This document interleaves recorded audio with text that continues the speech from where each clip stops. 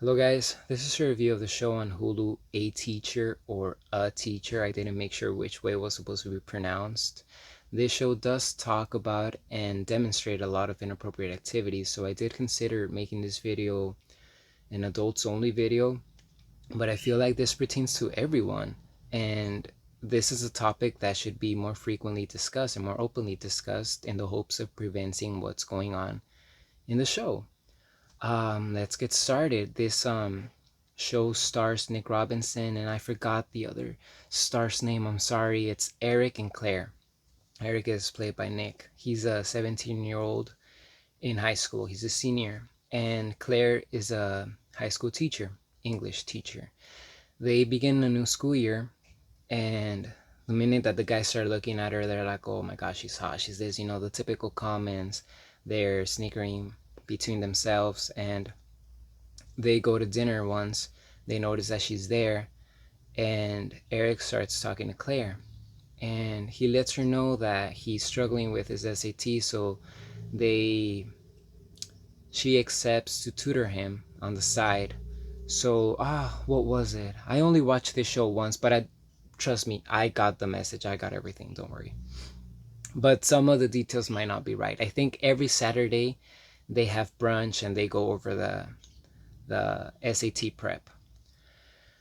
So they start doing this, right? And then it starts to get a little inappropriate.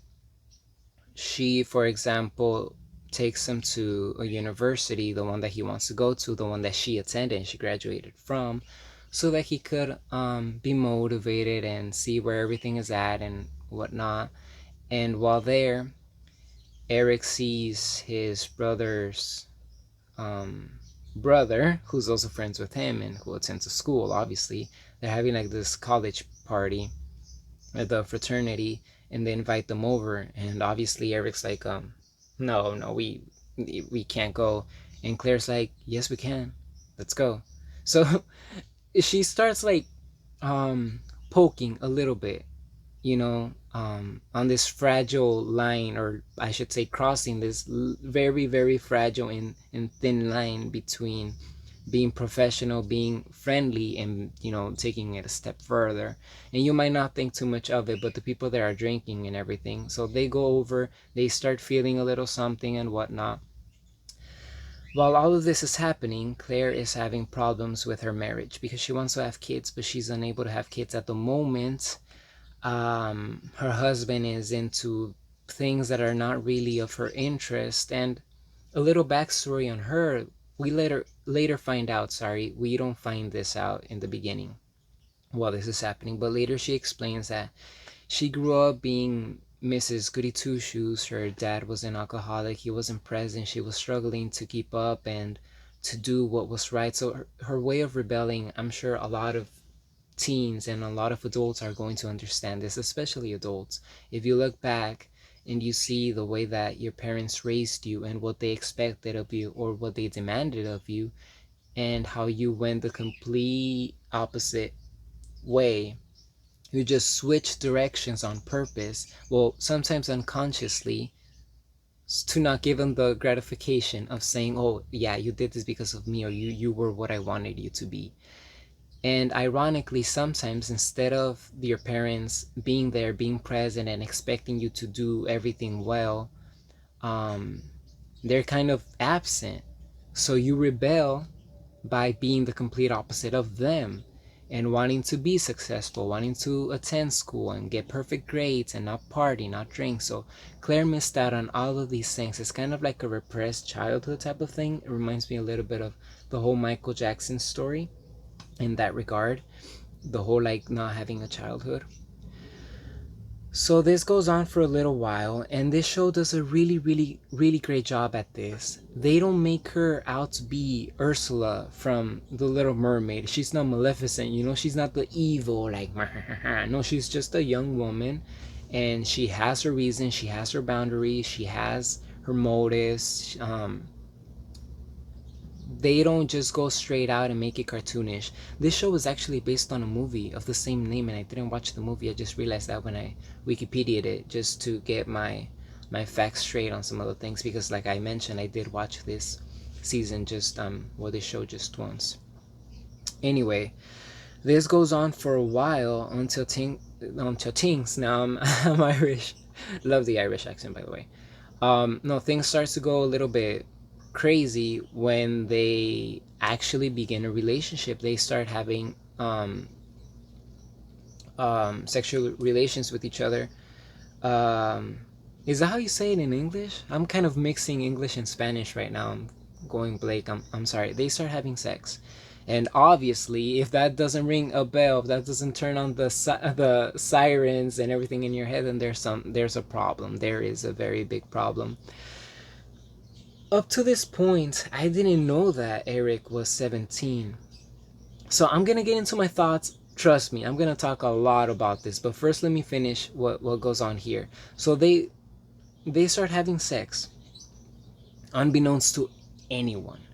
And then she rents a house while they're on break, and she takes Eric over with her. They spend days at this cabin or this countryside home, drinking, having sex, and just enjoying their lives. And then they find out. The rest of the people find out, once again, ironically, because of her. She has this friend, obviously a coworker, another teacher, and they're talking about, oh, who are you cheating on your husband with? Because she kind of gives a hint that she is. She's like, oh, he's younger, and she's had one too many shots at this bar, so she ends up spilling the beans. She tells her friend that it's Eric. It's Eric from school, and she's like, Claire, that's illegal. That's a problem. So she's like, I have to report you, because as a teacher or any staff member working at a school, you have this what is it called? I forgot what it's called, but it's an agreement that if you see something that is putting kids in danger, then you have to report it. It's your obligation to do that, and it's the obligation of anybody with good conscience. So that happens, and they start going after her. The cops interrogate her. They ask Eric questions, and he ends up accepting that they did have this relationship. Even after this, mind you, after the cops speak to them, after she's being investigated and this whole situation is getting sorted out with the law, she ends up running away with him, because he's like, oh, we should run away and like just forget about all of this. She's like, you're crazy, Eric. Okay, let's go. And they go to a motel. She wakes up the next morning and he's not there anymore. He leaves her there, so now there's really no defense for her. That she's under investigation. She knows that what she did was wrong. She knew that, and she went ahead and did that again. So there's a whole lot of things like possible kidnapping and la la la la la. So she ends up having to serve some time in jail. Then she gets out. And at this point, Eric is now in college doing his thing, but he can't fully enjoy the moments, sees every single day, every new thing going on. Like they have this entertainment service, if I could phrase it for young viewers right now, this entertainment service for the guys in the fraternity, and he doesn't respond well to it because he keeps having, I guess, this uncomfortable feeling of I'm not sure if it's remembering what happened with Claire or feeling guilt for her being there, but he just cannot really move on with his life. He's having trouble even though he doesn't admit it, and everyone around him is praising him, even the girls that he's with intimately, and his brothers, not like by blood, but his fraternity brothers. Everybody there is just, wow, you did that, oh congrats, you're the king, you're this, you're that.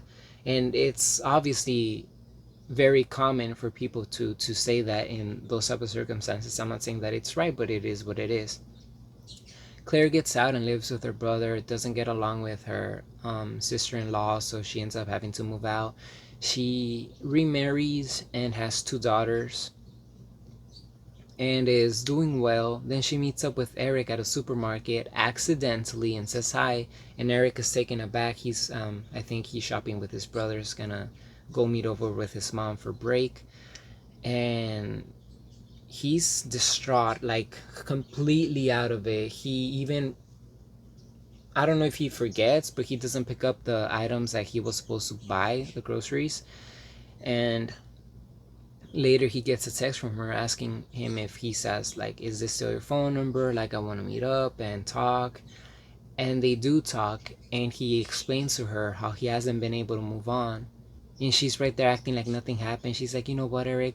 Like, I shouldn't have accepted your advances. I should have put a stop to your convincing. And he's like, you're doing it again, Claire. This whole time I've been like messed up in my head because I keep blaming myself for you having to do time even though I wanted it as well. But you keep flipping the coin, you keep pointing the finger at me, thinking that it was me. And she was like, Eric, it was you. And then he explains, no, you were the one who offered to go to university. You were the one who wanted to go to the party. You were the one who didn't stop me from kissing you. You were the one who accepted to have classes again, because at one point she cancels it because he was inappropriate. He kissed her, but then she asked him, and it's all this nonsense. And then you realize that he's finally recuperating. He's finally getting his grip on reality and on right from wrong. Sorry, let me readjust because then my leg falls asleep. And that's how it ends. That's one of my main problems with the series, because I was enjoying it a lot. And then I read on Wikipedia that people said that it felt rushed. It did feel rushed. I was like, we were going slow, like literally day by day sometimes. And then out of nowhere it gets near the end, and I wanted a further explanation because he's having troubles and they're not clearly telling me what it is. And sorry, people that know about this and people that have a lot more common sense than I do probably get it. It's like, oh, that's why he's walking out of the room with his high school crush, because he can't do it. But for me, it's not that easy to pick up on the things. I mean, I get what's going on, but I don't get why. And I would have preferred that they explained to me why, what's going on in his head and what's troubling him the most. Because he also pretends a lot. Like I said, with his frat bros, he's just like, oh yeah, rah, rah, rah. But something else is going on with him and he doesn't tell us. And obviously he's not going to turn to the camera and be like, oh, this is what's going on with me. But he could talk with the other characters and give us a little bit more insight as to what's going on in his head. His mother tries to help him too, and he also declines all the way to the end. So that's a little bit troubling. I would have preferred for them to either have a second season and not break it up there and then, because like I said, I also wanted her to see what she was going through, how she explained to her husband what she did, because she was getting blacklisted front to back. People did not want to have anything to do with her. So I would have loved to see her. They do show, like, you know, the aftermath of her having done that and people not willing to hire her, but a little more personal. Like, how did your husband take it? How did you tell him? And she goes on dates and has a lot of... I cannot talk about this because, like I said, I'm going to make this a video for everyone, but it's bad. It's bad. It's very bad. And I forgot to mention that her father also comes back to the picture and supports her 100%, even though she's kind of like reluctant at first because she doesn't believe that he's sober. But then he ends up winning her heart again. For the main topic, I didn't know that Eric was 17. I thought that he was supposed to be like 15, you know, or 16. This is a very deep subject and one that we can't talk about lightly, because as most of you will know, in other cultures it is acceptable. If you speak, for example, me being Mexican, if you talk to My grandma. I think she married at the age of 17, if I'm not mistaken. And then if you talk to her about her mother, then she was young, and then her mother younger, and her mother was younger. And from my small little town where I was born, which is a bit bigger than it was when I was there, but back in their times, they used to glamorize the whole kidnapping, like, oh, um, my knight in shining armor is gonna come and lift me off my feet and take me away. It was literally like that, and I'm like, I tell my grandma, I was like, that's kidnapping, and she's like, no, but that's how it was back in the day, because your father was not gonna give you permission unless they made arrangements. So if you really wanted this girl and you couldn't, then you just take her. And then after you had sex with her, then you couldn't return her because her value went down. Literally like that. These notions that after you lose your virginity, then you're of little to no worth anymore as a woman, as a respectable woman at least. And obviously that's been changing a lot, but there's still some customs that are um, similar to the one that I just said in other places of the world, and even in the United States. I feel like it still happens, though it's not like out there like, look what's gonna happen and she's underage and whatnot. In my personal opinion, to give you an example, if you're 16 or 17 and the person is 18, 19, 20, I really don't see how terrible it is because you are young yourself. You are really, really young, and that's kind of what we're talking about here. For those people thinking 17, you're an adult, like what is this nonsense? True. No, not legally an adult, but in a lot of other places you are considered an adult, I think at 16. Um but your brain, your maturity, you really, not even your bones are completely where they're supposed to be in terms of growth. So you could imagine your brain and your decision making is a little blurred because you have all these hormones and everything going on. And we speak about this often in school and everything. We say, oh, hormones, hormones. So we just say hormones, whatever, blah, blah, blah. But it's true. And you can't see the hormones. You can be like, this hormone is acting up. Look at it going. You can't see it. So I think it goes unnoticed during those times of your life when you're a teenager. But then after you become an adult and you're like, wow, I can't believe I would spend hours trying to get this when now I rarely think about it, or now my priorities are aimed towards this, and I can't believe I wasted my time searching after her or him, that type of thing. um it's very, very controversial.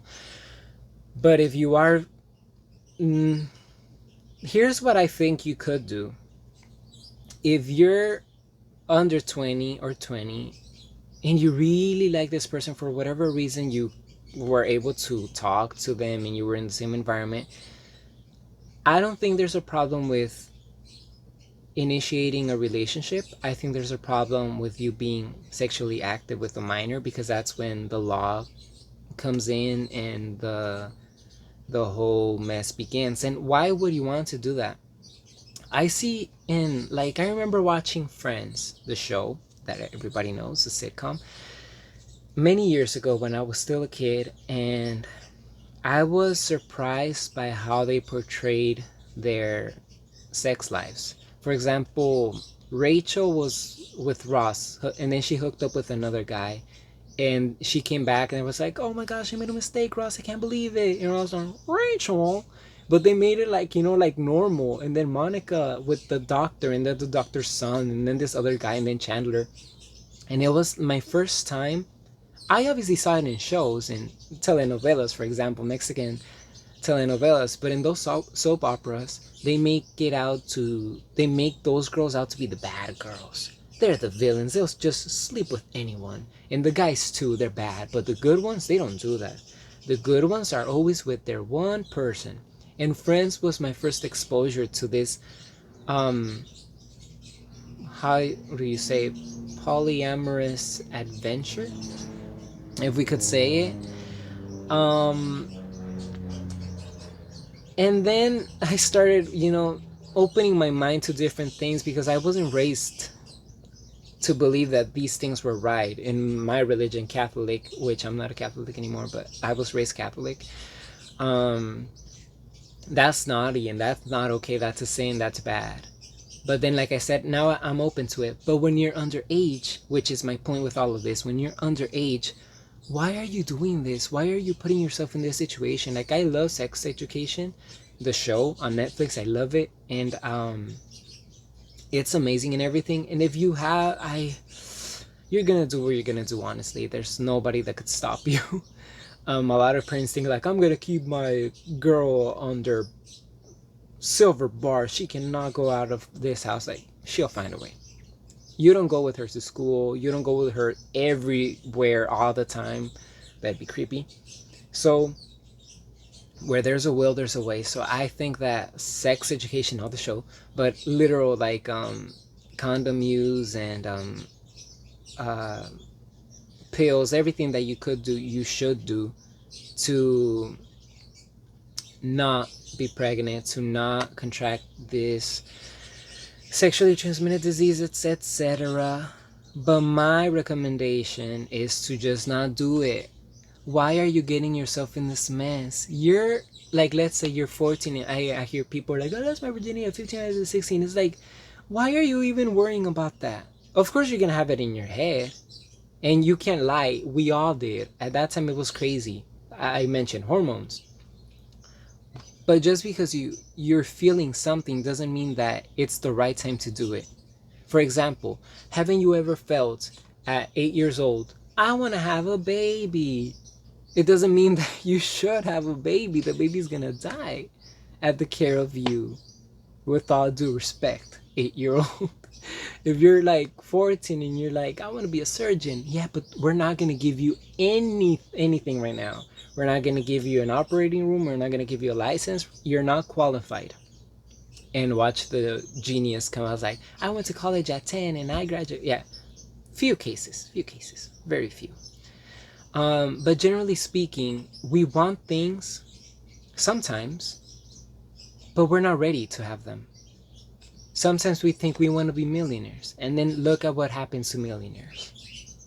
People that are very, very, very poor, struggling, and they end up being very good boxers, very good mixed martial artists, very good whatever it is, and then they end up losing everything because they weren't ready for it. The word responsible, I think, is paramount here. It's the most important thing, is to be responsible. If you're gonna do it responsibly, but don't think that you're at an age where this really matters. If you think that people are gonna bully you, if you're a guy or even a girl and people are like, oh, you haven't done it, yeah, it doesn't matter. And if these people are so shallow-minded and so brute and dumb, that's them.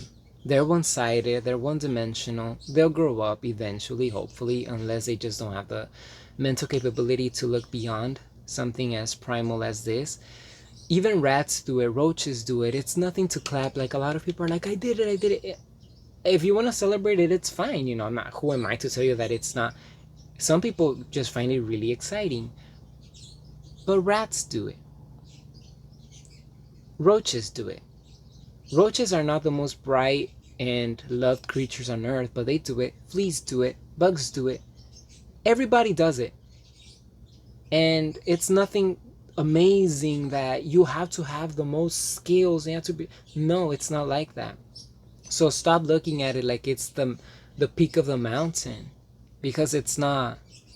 If you're a male, if you're like heterosexual, you're a male and you're a female, that's going to create a baby, unless you're sterile or you have problems. But for the most part, generally speaking, it's going to create a baby. Are you ready to have a baby for the rest of your life?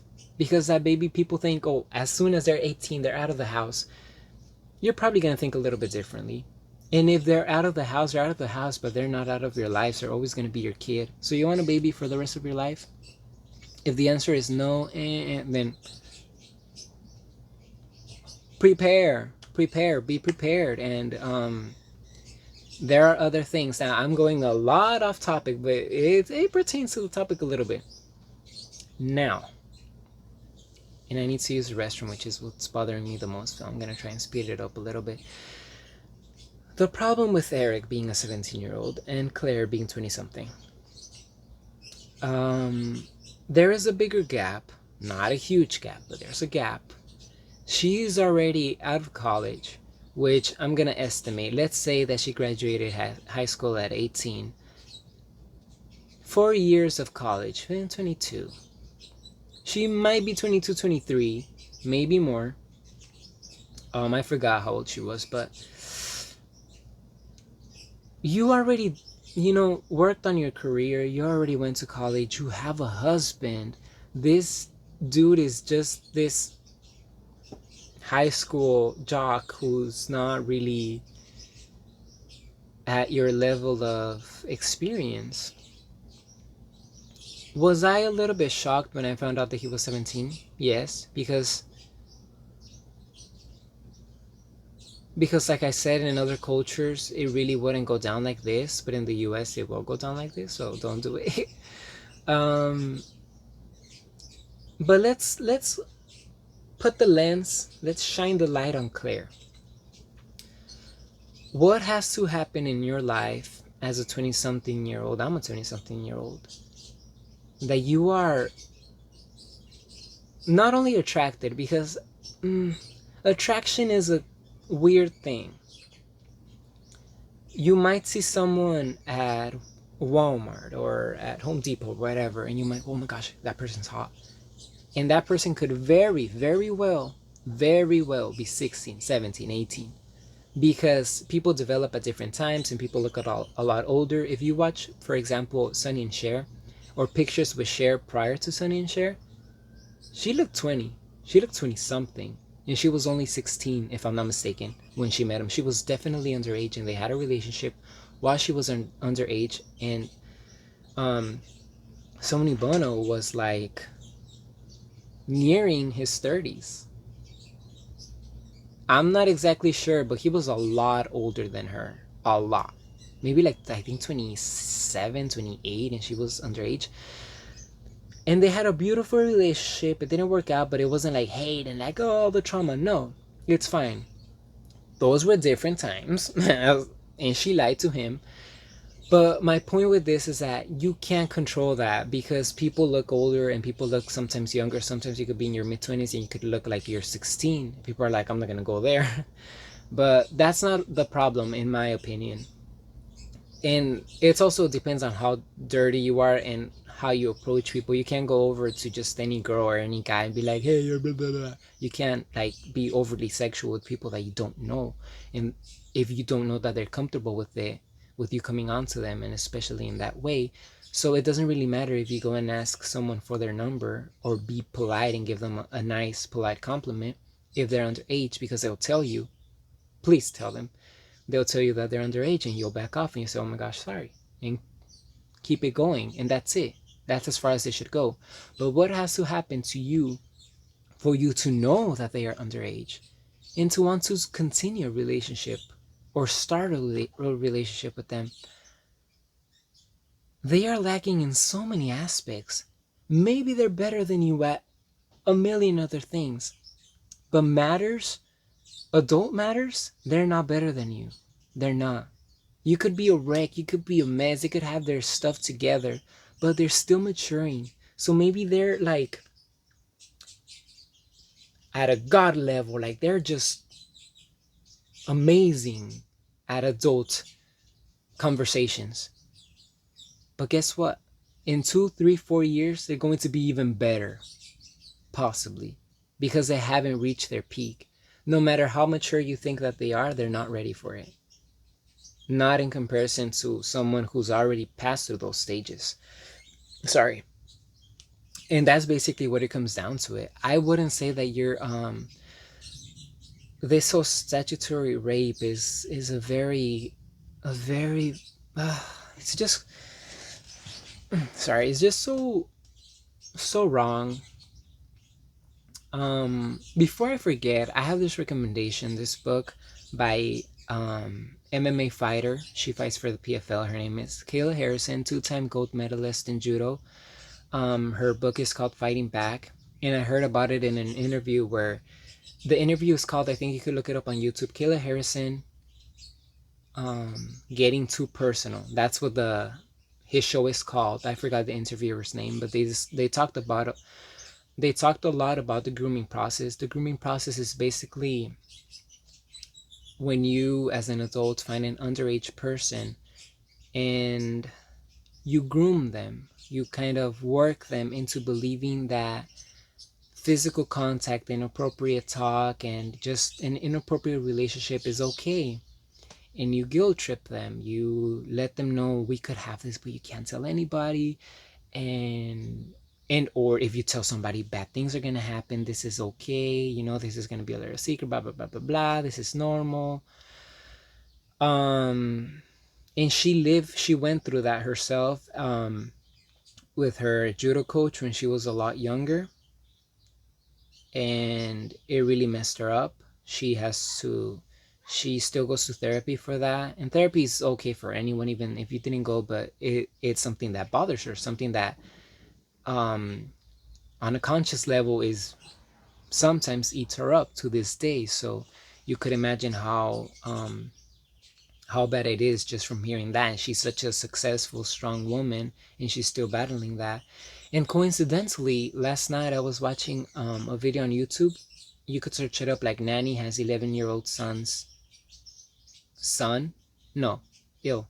Nanny has son with 11-year-old. Just type something or along those lines, and you'll see a news report about this nanny who groomed this kid for years. She had a baby with the 11-year-old kid that she was taking care of, and nobody knew that he was the dad. There are pictures with him even carrying the baby, and she just let the parents of the boy think that it was another guy's baby, like, oh, just my boyfriend or whatever. Be careful. Be careful. If you're a parent, be careful with your kids. Like Kayla, in the interview, she mentioned if you take your kids to piano lessons or swimming lessons, and don't be afraid to barge in unannounced from time to time, as often as you want, for as long as you want. Because I feel, and she mentions that a lot of parents think, oh, I can't interrupt them while they're in session. Well, make sure that they are in session. And that's something that kind of ringed in my head too, because I also think like, oh, well, while they're in school, while they're in this, I can't do because they're busy. And I don't have kids, but I'm thinking like, um, but no, it's fine, because you have to look out for your kids and make sure that they are doing what they're supposed to be doing, whether it be learning to play soccer, learning to play the piano, or just extracurricular activities like painting, whatever it is that they're doing at the park. That's a good prevention method of prevention. What else? I had a million things to say because we could talk about this for hours. I really want input. Like, what do you think? I think for me personally, when I was a lot younger, I did have um, sometimes older people made very inappropriate comments towards me. Um, I remember going on, and I can't get too personal because I don't know who's gonna watch this, but I remember going on.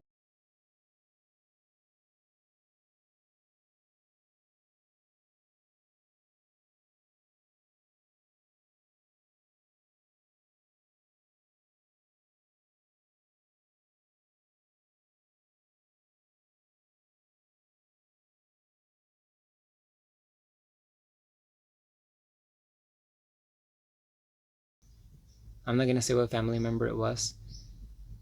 Her friend was staring at me for a long time in the hotel, and it was just the three of us, and she kept making comments, and I didn't like it, and I feel like I knew where she was going. And this is the tricky thing about childhood and teenage years and everything. Sometimes we think that kids have no idea, they will never like, they have an idea of where you're going. Depending on their upbringing, they might have an idea, but they don't know what it is.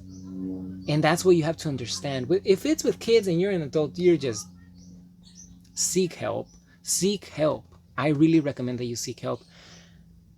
Turn yourself in or investigate, and trust me, it's a lot better for people to be like, oh, this guy is into kids, but he's getting the help and he's locked up for this, like, voluntarily. He's receiving help. He's dealing with it. It's a lot better than this is the guy that raped 20 kids on the set of that movie. You know what I'm saying? Prevents it. It's a lot better for people to just say he likes kids and he harmed kids. It's just a completely different story. And this, like I said, is a lot different because he was 17. Eric was. I need to go use the restroom. But anyway, ooh, I'm sweating. I should have done this without going to the restroom first, but let me finish my thoughts. I did understand where she was going with the whole, like, she would make comments, very out of line comments. I didn't necessarily feel, I just felt like I didn't know what I felt. I think now, looking back in retrospect, it is a sense of vulnerability, not knowing what could happen. And even though back then I wouldn't have been opposed to anything happening, then I would have looked back and regretted it heavily. And it would have probably messed me up. So nothing happened, but even just to have people looking at you in inappropriate ways and making comments about your body, and that's not cool. Like, if you're, no, that's not cool. Um, and then I also had similar things happen, but a little bit more like aiming towards the bullying with, like, 19-year old guy when I was like 10, just talking about my sexuality and, like, just ooh, it's just bad. And me, um my main problem, I think, growing up is not having that discussion with my parents or with people that were informed on the subject.